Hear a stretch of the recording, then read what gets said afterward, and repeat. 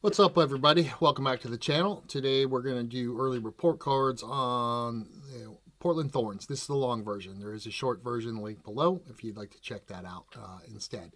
Because right now I'm going to preach from the pulpit for a bit. So, again, like I said, we're talking about the Portland Thorns, and this is their early season report card. And I'll say it right now, I think this team looks better than a lot of people expected, and probably even me a little bit. Although I did have them starting fairly well for the start of the season back in my previews before the season started. They've not been perfect. They've not been complete, but they're not even fully settled. But okay, you lost Coffee. That was a huge loss. And what I said at the beginning of the season was Moultrie had to step up. I'll leave it to you to decide whether she stepped up or not. Let's look at it. Let's look at the start. Opening game, they go to Washington Spirit at Audi Field on the road, and they beat the Spirit. And you could argue, well, the Spirit are not doing great anyway, but the fact is, it's still the Spirit, and it was at home, and it's the opening game. Nobody knows what the ups and downs are going to be until you play it out. And Portland came away with a win. They beat Seattle, and they beat Kansas City, and they got a draw on the road at North Carolina in a game that North Carolina was fairly good in along the way. And so, that's not fake good. And that's definitely, not from a soft schedule, because those are not soft teams. That's a really good start by any standards. And so, let's get into the grade, really, for overall. And I'm giving them an A minus because they've not been perfect, but this has to be an A minus. And I would say that if you had asked the Portland fans how they felt about a start like this, I think they would snatch your arm off to get it, okay? Because 5 games, 3 wins, 1 draw, 1 loss is not a bad start considering if you look at these standings that are already crazy, okay? Portland's a team that's supposed to be good, and they're being good. And honestly, I think the fans have a good reason to be smiling like they are right now. And, it's always funny because you can bitch about the 1 loss they got. It's like, well, why didn't we get this? We could have had a perfect start, et cetera, et cetera. So, the win over Kansas City stands out because, that tells me that Portland can go toe-to-toe with the big teams, especially after, the road win against Washington. And when you beat your Northwestern rival there, Pacific Northwest rival, that always feels good to people, okay? And they've come out swinging in the season. And the only reason I'm not giving them a full A is because the loss to San Diego, as much as San Diego is doing really well, still matters. And you cannot get ripped apart like that and pretend everything is clean. And the results are strong, very strong, but they haven't been flawless. So the attack, I'm giving them a B+, and I'll tell you what, okay, because the attack has shown some real signs of danger and being dangerous along the way. But I still think there's another level in there.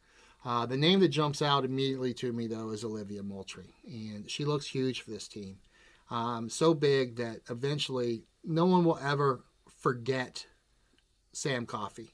But they won't pine away for her presence with Moultrie stepping up and doing more defensive work, too. But the kid is 20. Just think about it, man. She's not even close to her prime yet. She just looks so huge for the team. So useful to everything that's happening, not just promising. She is going beyond potential in this and becoming that weekly player they need. It's huge. She looks like one of the players that's driving this team forward. She's scoring. She's influencing games. She's helping set the tone. And you need that player for any time you're playing a sport, a team, whether it's basketball, hockey, soccer, etc. Who's going to set the tone for you? And Olivia Moultrie is doing that for them. And that matters to me even more now because she's somebody that can really influence that, attacking midfield role and the attacking rhythm of the whole freaking game. Right now, she looks ready for all that responsibility been thrown on her shoulders. Also, Torden, another early positive, another player that's giving this team real life. And of course, the biggest long-term factor hanging over all of this is the return of Sophia Wilson. Okay, and Sophia is probably not, she's not 100% herself yet, but holy crap, just having her on the field. What a lift right there. And when she's fully rolling again, their ceiling just goes up. It gets raised. The bar gets raised. Everything just goes up when she starts rolling. So the reason I'm stopping at the B+ instead of the A is that the attack's dangerous, but I still think it's still finding its footing to become its real self. They need more dominance week after week, and then that'll go up. Okay, defensively, B- though. Okay, this is where things are a little more interesting for Portland because they still have some of the problems they had last year that they need to get rid of. If you look at the clean sheets, you might want to, grade them higher. And yes, credit where it's due, but I don't know how to explain them. They've posted multiple clean sheets. That does matter. But when Portland gets sloppy, holy crap, they're sloppy. It looks like they forgot how to defend at times, and they can be really messy.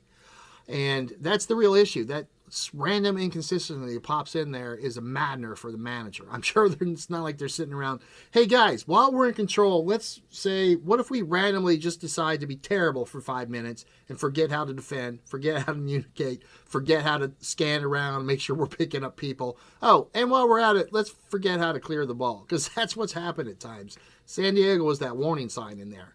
And those cracks were really visible in the San Diego game. In fact, I'm a trained analyst, okay? And I have a way, if I was looking at Thorns to play them with several of the rosters, but let's use Spirit.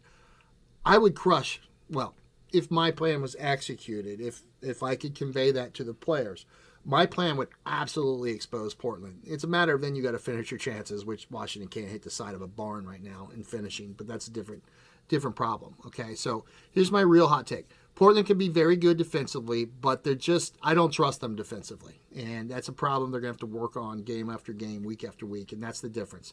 They can survive, they can battle, they can show you that grit, and they can grind, and you want that. A grinding team is a team that can also do well in the playoffs, regardless of where you finish in the standings. But they're not getting more than a B- from me for now until they get more consistent. The midfield, though, I'm going to give an A- to, because, again, not perfection, but it has to be very encouraging from the staff's point of view of what they're seeing out there from them. And the midfield's probably the strongest part of the team at the moment, because it's not that they just look alive a little more than usual, a little more alive than people expected with Coffee gone, and I just think they're starting to build that identity again that they want, but under Moultrie's influence versus what Coffee was bringing before. And that's important because, as a young player, 20 years old, think about if she can become the leader on this team at this age, how long is she going to be there to lead? Unless she gets stolen from, overseas or something like that. I think that with Moultrie running the team and a couple others in the midfield, this is their midfield can really pick the team up even when things go wrong for them. So they're not just grinders. There's a lot of quality in that midfield. And if you're grading, mentality, their mentality seems to be just relentless right now.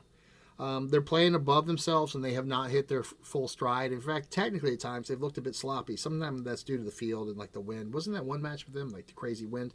But they look like a team with some edge to it. And that's really important in this league. And again, because, the margins here, again, in NWSL, everyone comes back to this. They're very thin between success and failure, wins and losses.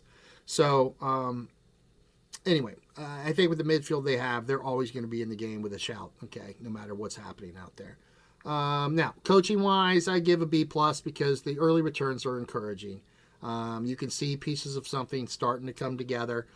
You see the resilience. You see the attacking upside, if you will, and you see a team starting to take shape.